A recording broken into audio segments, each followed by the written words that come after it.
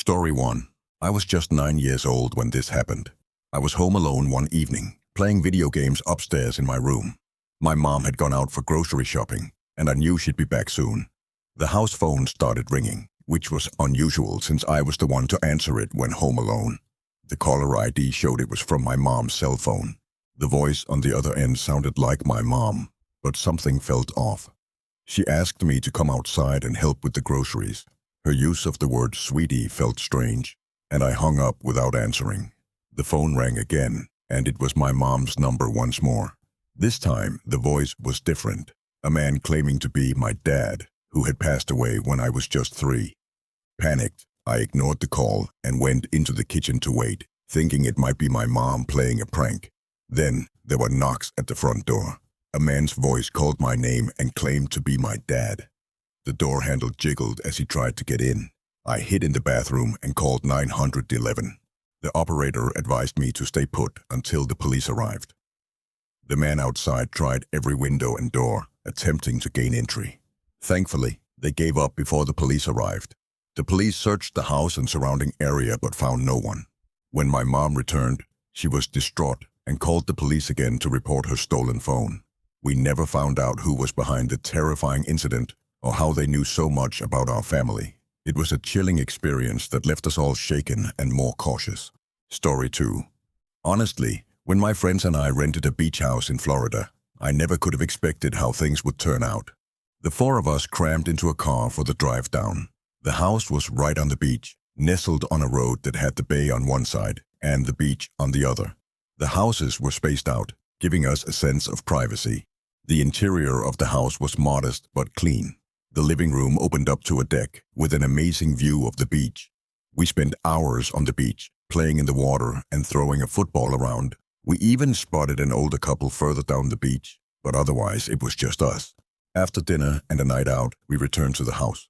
Despite the late hour, we went out on the beach to play some late-night football. During the game, I noticed a figure standing waist-deep in the water. It was odd, but didn't think much of it.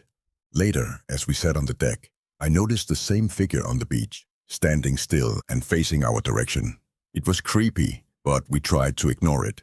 John, one of my friends, pointed out that the figure was still there, just standing and watching us. We decided to call it a night and went inside. John and I were the last ones up. As I glanced out the window, I saw the figure still there, staring at the house. It was definitely the same person from earlier. I woke John, and we both watched as the figure seemed to disappear.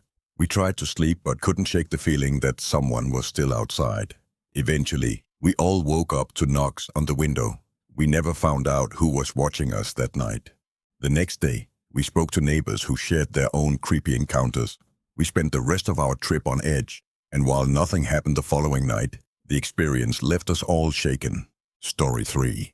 When my cousin Cody and I were in our early 20s, we went on a handful of camping trips around Colorado. This particular incident happened when I was 22 and he was 23, in the Ural Forest. It was my first time camping there, but not Cody's. We often chose weekdays for our trips to avoid crowds and traffic. Cody always took the lead on these trips since he was an Eagle Scout, unlike me. We parked near a picnic area and ventured into the woods. After about 15 minutes, we found a suitable spot to set up camp. Cody was much faster at pitching a tent than I was. We set up a fire ring, gathered wood, and got a fire started. Cody prepared steak and burgers for dinner, while I cracked open some beers and played classic rock on a speaker. As darkness fell, we played card games, eventually switching to Uno. Suddenly, we heard footsteps and humming coming from beyond the trees.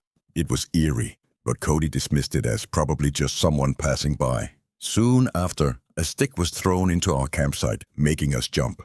Cody yelled out, challenging whoever was out there, but the sounds faded into the distance.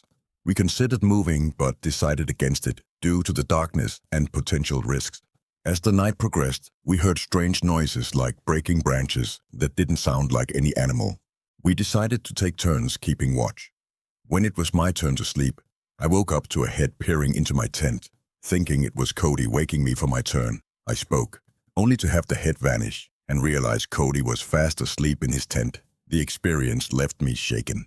We decided to pack up at dawn and head home. The Eerie experience left us both feeling uneasy about camping again.